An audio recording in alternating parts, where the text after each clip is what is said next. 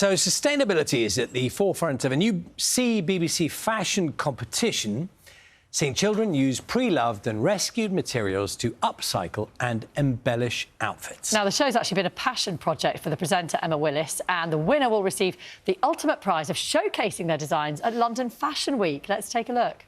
9 superstar designers have wowed us here on the stage, so it's only fair that we take a look at their best bits.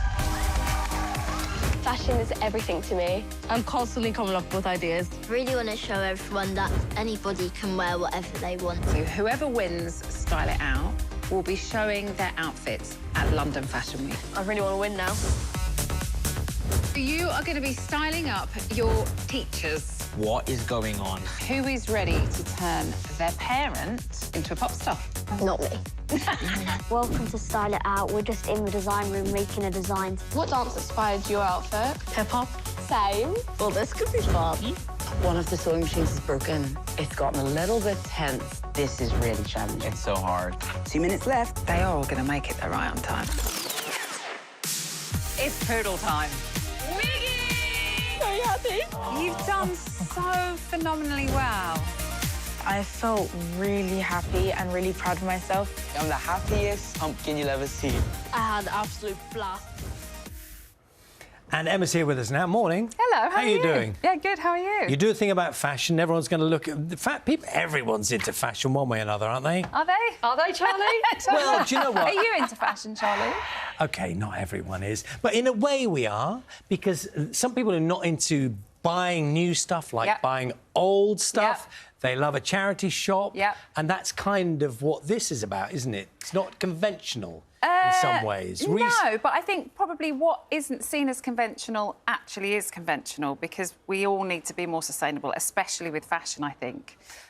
So this is a sustainable fashion competition for young people aged 10 to 14. And if you mix up those two things, the young people who have ideas just bursting out of them and have massive imaginations, and they kind of can do what they like. Yeah, that's why I really wanted to do it. Like, I watched my own children, and they were all very expressive with how they dressed, and I couldn't really tell them what to wear because they had their own ideas. And even though I might say to them, I'm not sure that goes with that, they would turn around and say, well, I like it, and I kind of want to wear it. So I just let them be and kind of create and explore and have fun with it, really. So this was an idea that we've been working on for 3 years, and it's finally on telly, which is amazing.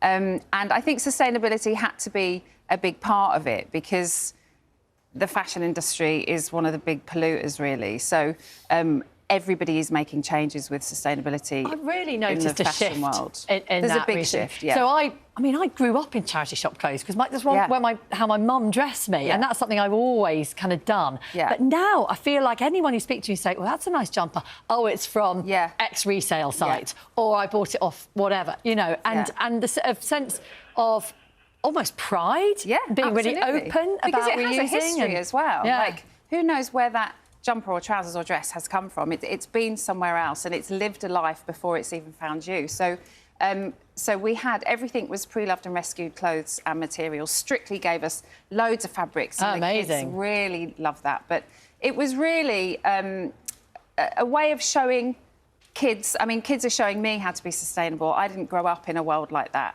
but they very much are. So it's a show that's about learning, but it's also about expressing your individuality and having fun, really, with fashion. Some of the ideas, some of the creations they come up with are incredible. Yeah. I mean, the kids that we found, they literally blew me away every single day. I couldn't believe... And it's not just...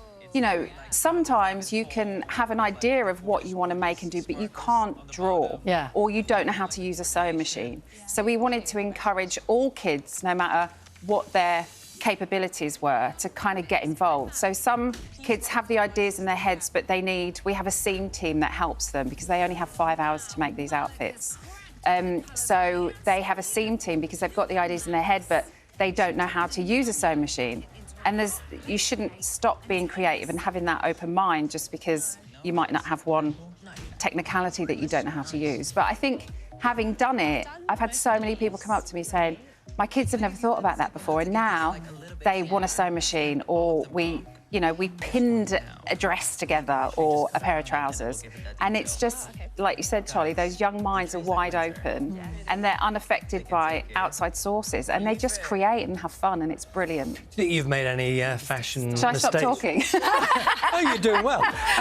Do you think you've made any fashion mistakes over the years? I'm sure I've made many. And when I was younger, I think I really overthought that. And I think being in the public eye, and I was a model for 10 years, fashion and the way you look is at the front, really, of a lot of the things that I've done. So do you think you worried about it too much, to be honest? It was something that I thought about too much, but as I've got older, I just don't care. Yeah. Because I'm like, if kids are playing and exploring and enjoying themselves, I just wear what I wear, and if someone doesn't like it, it doesn't matter. Because I love the way this celebrates difference as well. Because I mean, I've got teenage kids. I've got a teenage boy who's worn kind of black for the last however many years, and all my other children. Well, he's 16 now. They go through that, don't they? My son's just found that as well. Yeah. And he was a kid of colour for years. Yeah. Like, he was just bold and colourful, and I was like, I just want to wear black.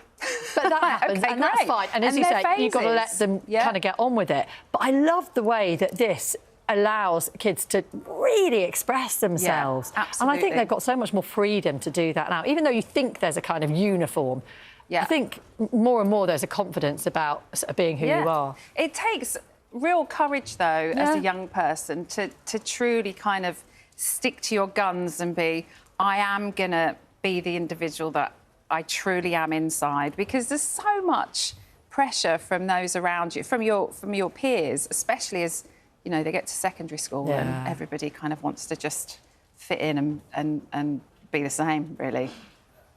You've been busy, haven't you? I have been a bit busy. Lots of stuff. If someone in this office now were suddenly to say, I think I'm having my baby. Oh, yeah. You'd be straight in there, wouldn't you? Well, yeah. I don't know how good of a job I'd do, but I'd definitely be able to help. You have qualifications. I'd probably be better at helping than you. Well, that's quite a big assumption, but yes, you've definitely got the qualifications. I mean, I'm not a midwife, but I am a qualified maternity care assistant. Maternity care assistant? Yes, and I'm now working towards my maternity support worker, which is the kind of next one up, so you get a bit more qualifications.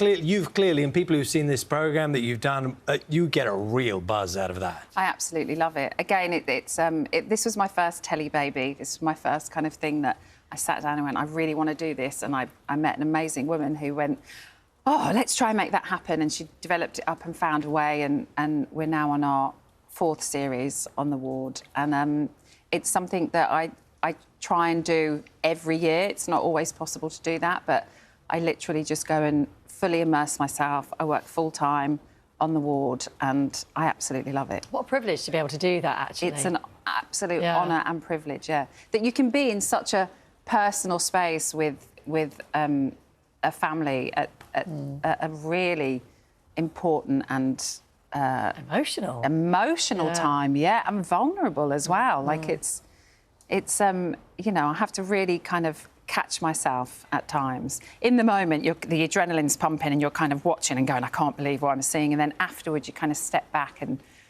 you just go, wow, I can't believe what I've just been part of. Great TV show. Thank you. Lovely to see you here this morning. Thank you very much. The big final, Styled Out, taking place CBBC. This is next week, isn't it? The final next week? We've had the semi-finals this week, OK, and you can, of course, catch up with it on the iPlayer as well. Do stay with us. We've got the headlines coming up next.